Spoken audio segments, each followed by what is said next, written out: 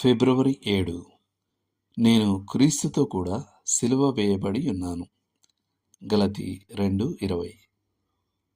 ప్రభు అయిన యేసు సిలువపై చనిపోయారు. ఆయన నాకు బదులుగా మాత్రమే చనిపోలేదు, ఆయన నా తరపుగా కూడా చనిపోయారు. ఆయన నా కోసం మాత్రమే కాదు, నేనుగా కూడా చనిపోయారు. ఆయన చనిపోయినప్పుడు నేను కూడా చనిపోయిన భావన ఉంది. నేను ఆదాము సంతతిగా ఉన్నదంతా, నా పాత చెడు పునరుజ్జీవం పొందని స్వభావమంతా సిలువకు కొట్టబడింది. దేవుని లెక్కలో శారీరకంగా నా జీవిత చరిత్ర ముగిసిపోయింది. అంతేకాదు, రక్షకుడు సమాధి చేయబడినప్పుడు నేను కూడా సమాధి చేయబడ్డాను. నేను క్రీస్తుతో సమాధిలో గుర్తించబడ్డాను. ఇది పాత నేను అనే స్వభావాన్ని దేవుని దృష్టి నుండి శాశ్వతంగా తొలగించింది. మరియు ప్రభు అయిన యేసు మృతులలో నుండి లేచినప్పుడు నేను కూడా ఆయనతో లేచాను.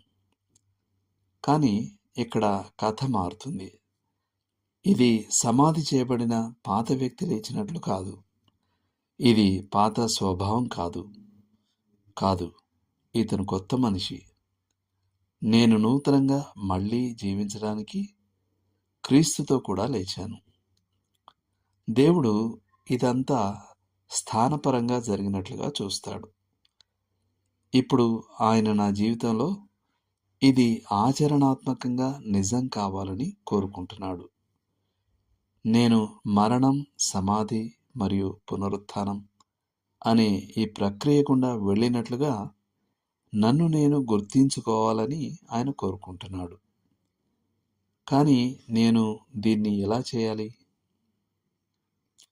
నాకు శోధన వచ్చినప్పుడు ఒక శవం దానికి స్పందించని విధంగా నేను కూడా స్పందించకూడదు. నేను ఇలా గర్వంగా చెప్పాలి, నేను పాపం విషయంలో చనిపోయాను. నీవు ఇక నా యజమాని కాదు. నీ విషయంలో నేను మృతుణ్ణి. దినదినం నా పాత పాప స్వభావాన్ని క్రీస్తు సమాధిలో ఖననం చేయబడిన దానిలా నేను ఎంచుకోవాలి. ఇది నన్ను శోధన విషయం మదనపడుతూ ఉండేలా చేయదు. నేను దానిలో విలువైనదేది వెతకను, లేదా దానివలన కలిగే చెడుతనం గురించి నిరాశ చెందను. ఎందుకంటే నేను పాపం విషయంలో చనిపోయాను.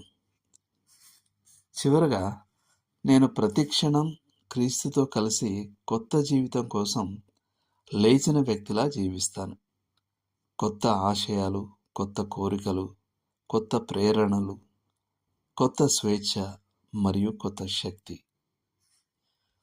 జార్జ్ ముల్లర్ క్రీస్తుతో తన ఐక్యత గురించి ఇలా చెప్పాడు: నేను చనిపోయిన రోజు ఒకటి ఉంది. జార్జ్ ముల్లర్గా చనిపోయాను. అతని అభిప్రాయాలు, ఇష్టాలు, అభిరుచులు మరియు కోరికల ప్రపంచానికి చనిపోయాను. అప్పటి నుండి నన్ను నేను దేవునికి యోగ్యునిగా చూపించుకోవడానికి మాత్రమే ప్రయత్నించాను. దేవుడు మిమ్మల్ని దీవించును గాక. ఆమేన్.